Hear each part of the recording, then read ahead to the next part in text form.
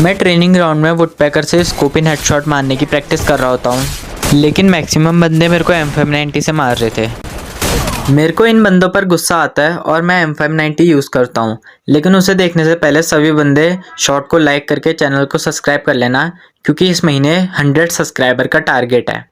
Atrevida no caô, ela quer sentar maneiro. Atrevida no caô, ela quer sentar maneiro. Fogo, fogo, fogo no poder. Batista